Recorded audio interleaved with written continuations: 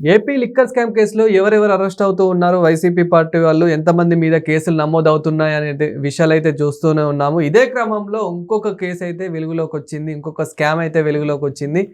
అదే స్కామ్ ఇసుక స్కామ్. కొన్ని వేల కోట్లతో స్కామ్ చేశారు అని చెప్పేసి అయితే ఇప్పుడు వెలుగులోకి వచ్చింది. మరి ఇందులో ఎవరెవరు ఇన్వాల్వ్ అయ్యి ఉన్నారు, ఎన్ని వేల కోట్లు స్కామ్ అయ్యాయి అనే విషయాలు అయితే తెలుసుకుందాము. దీని గురించి అయితే మాట్లాడేందుకు ప్రస్తుతం మనతో పాటు సీనియర్ పొలిటికల్ అనలిస్ట్ డివిఎస్ గారు ఉన్నారు. నమస్తే అండి. నమస్తే. లిక్కర్ స్కామ్ కేసు అయితే మనం చూస్తూనే ఉన్నాము. ఇందులో ఎంతమంది అరెస్ట్ అవుతూ ఉన్నారు. ఇప్పుడు ఆ అరెస్ట్ కాస్త జగన్మోహన్ రెడ్డి వారికి వెళ్తుంది అనుకునే క్రమంలోనే ఇంకొక స్కామ్ బయటపడింది, ఇసుక స్కామ్. సో ఈ ఇసుక స్కామ్లో ఎన్ని వేల కోట్లు స్కామ్ అయ్యింది, ఎవరెవరు ఇన్వాల్వ్ అయ్యి ఉన్నారు, ఎవరెవరు అరెస్ట్ కాబోతున్నారు? అంటే మూలిగే నక్క మీద తాటిపండు పడితే అసలే నక్క మూలుగుతోంది. ఏది మద్యం అరెస్టులతో మరి జగన్మోహన్ రెడ్డి కూడా అరెస్ట్ అవుతాడంటున్నారు. ఇప్పుడు వీళ్ళపైన ఇసుక పండు పడిందా అంటే ఇప్పుడు లిక్కర్ మీద సిట్ ఇది మరి రాజశేఖర్ బాబు ఆధ్వర్యంలో లేకపోతే సుబ్బరాయుడు వీళ్ళందరూ సిట్టి వాళ్ళకి 12 మందిని అరెస్ట్ చేశారు. అటు ధనంజయ రెడ్డి లేకపోతే కృష్ణమోహన్ రెడ్డి, బాలాజీ గోవిందప్ప అంటే ముఖ్యమంత్రి కార్యాలయం లేకపోతే ముఖ్యమంత్రి సిమెంట్ ఫ్యాక్టరీ భారతీయ సిమెంట్ సంబంధించినటువంటి వాళ్ళు లేదు, అసలు వాళ్ళ ఎంపీ మిథున్ రెడ్డి అరెస్ట్ అయ్యారు. అప్పటి మాజీ ఎమ్మెల్యే ఏది చెవిరెడ్డి భాస్కర్ రెడ్డి అరెస్ట్ అయ్యాడు. అసలు జగన్మోహన్ రెడ్డి అరెస్ట్ తప్పదంటున్నారు.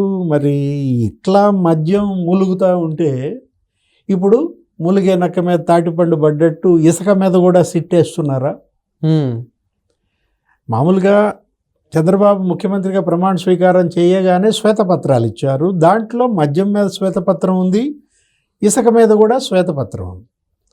ఇప్పుడు ఇసుక కుంభకోణం జగన్మోహన్ రెడ్డి హయాంలో అసలు మనకి గత 2-3 రోజులుగా మీడియాలో పుంఖాలుగా వస్తున్నాయి కథనాలు.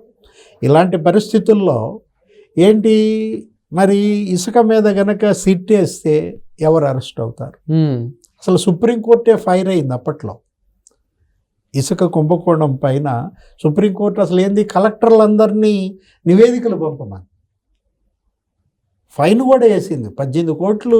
అప్పుడు గ్రీన్ ట్రిబ్యునల్ మరి ఏది అటు పెద్దిరెడ్డి రామచంద్రారెడ్డి అక్కడ తవ్వేసినటువంటి వాటిపైన అక్కడ పర్యావరణ ధ్వంసం జగన్మోహన్ రెడ్డి హయాంలో అసలు ఎంత జరిగిందంటే ఇప్పుడు ఋషికొండకి గుండు కొట్టారు ఎక్కడ విశాఖపట్నంలో. అసలు విజయసాయిరెడ్డి కూతురు ఆ నేహారెడ్డిని ఉపయోగించుకుని అక్కడేదో అసలు ఆ బీచ్ రోడ్లో ఒక హోటల్ కట్టాలని చూశారు. హైకోర్టు చాలా సీరియస్ అయింది. అసలు వాళ్ళపైన ఫైన్ కూడా వేసింది.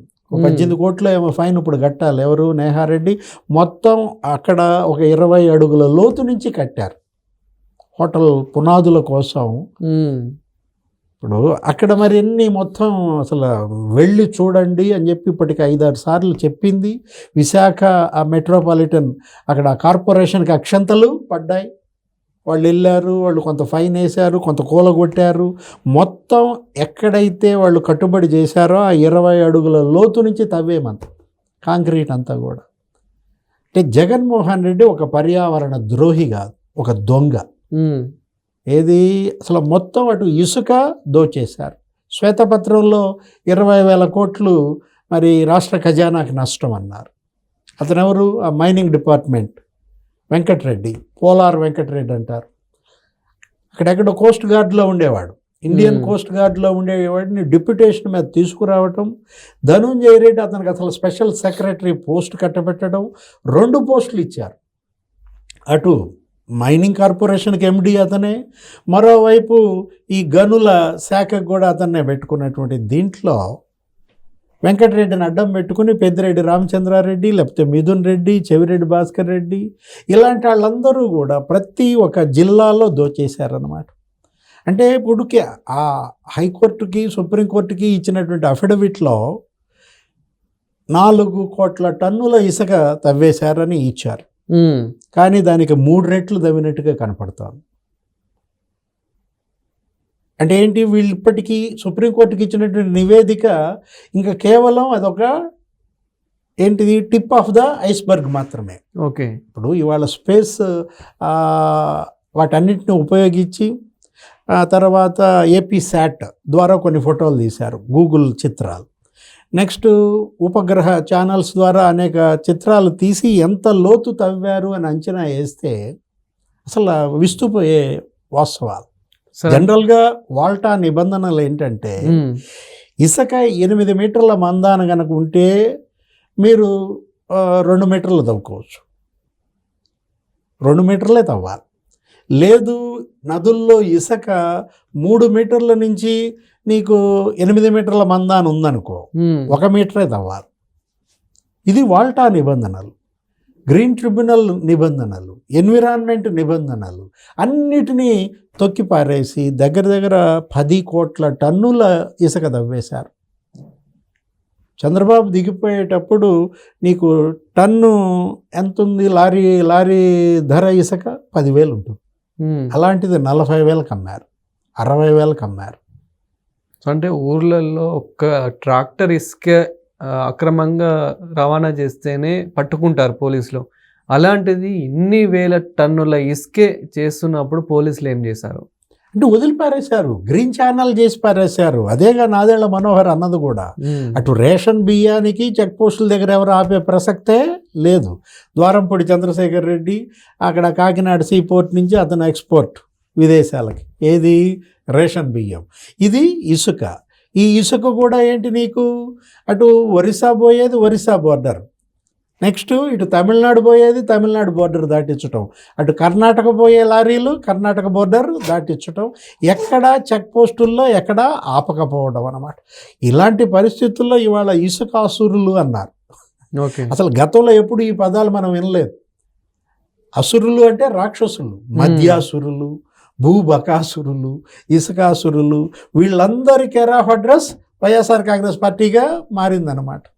ఇప్పుడు ఏది సిట్ గనక దీనిపైన వేస్తే, ఏది ఈ శాండ్ మాఫియా పైన గనక సిట్ గనక వేసినట్లయితే మొత్తం లోతైన విచారణ జరిపించాలి.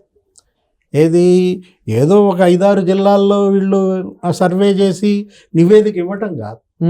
709 చోట్ల ఏమో వీళ్ళు సర్వే చేసి ఇచ్చారు, తవ్వకాలు జరిపినట్టుగా.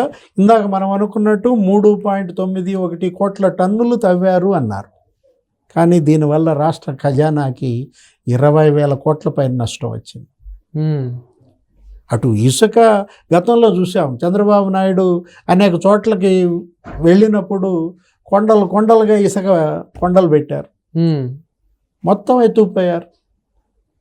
అసలు ఎక్కడ ఈ నందిగం సురేష్ ఆధ్వర్యంలో ఇక్కడ విజయవాడ, అమరావతి, అసలు మొత్తం ఆ కృష్ణా నది అంతా మరి కొల్లగొట్టారు. నదీ గర్భాలని వాళ్ళ ఛిద్రం చేశారు, తోడేశారు. అన్నమయ్య ప్రాజెక్టు మనం చూసాం, కొట్టుకుపోయింది. అవును. కారణం ఏంటి? ఈ ఇసుక అక్రమ తవ్వకాల వల్ల. ఎక్కడ తవ్వాలి ఏంటి? వంతెన దగ్గర తవ్వుతారా? వంతెన దగ్గర తవ్వితే పిల్లర్లు కుంగిపోతాయి, కొట్టుకుపోతాయి, సజీవ సమాధి అయ్యారు. అసలు ఇసుక అక్రమ తవ్వకాన్ని ఆపినందుకు, ఆ లారీలను పట్టుకున్నందుకు ఆ దళిత యువకుల్ని పోలీస్ స్టేషన్లో పెట్టి శిరోముండనం చేశారు. వరప్రసాద్ అనేవాడిని అక్కడ సీతానగరం, తూర్పుగోదావరి జిల్లాలో పోలీస్ స్టేషన్లో శిరోముండనం చేశారు. అది అసలు రాష్ట్రపతి దాకా వెళ్ళింది. అప్పట్లో రామ్నాథ్ కోవింద్ రాష్ట్రపతిగా దానిపైన ఎంక్వైరీ చేయమని ఆదేశించారు.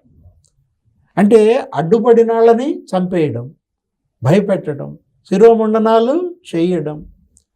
యథేచ్ఛగా ఇసుక నీకు తెలంగాణ, కర్ణాటక, లేకపోతే ఒరిస్సా, తమిళనాడు రాష్ట్రాలకు అక్రమ రవాణా జరిగినటువంటి పరిస్థితుల్లో వీటన్నిటిపైన సిట్ వేయాలి, స్పెషల్ ఇన్వెస్టిగేషన్ టీం వేస్తే తప్ప శాండ్ మాఫియా మొత్తం ఇవాళ వాళ్ళను కూడా అరెస్టులు చేయాలి. ఏ విధంగా అయితే లిక్కర్ మాఫియా పైన ఒక కొలిక్కి తెచ్చిందో ఈ ప్రభుత్వం, అదే విధంగా శాండ్ మాఫియాలో దోషులను కూడా అరెస్ట్ చేయాలి, జైళ్ళకు పంపాలి, ఆ డబ్బు అంతా రికవరీ చేయాలి.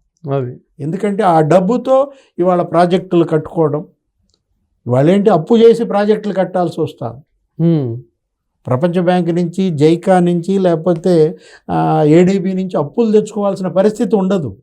ఇటు ఈ మద్యం దోపిడీ సొమ్ము, ఇటు ఇసుక దోపిడీ సొమ్ము కనుక రికవరీ చేస్తే ఇవాళ ఆంధ్రప్రదేశ్ అప్పులన్నీ తీరిపోతాయి. Thank you sir. నమస్తే.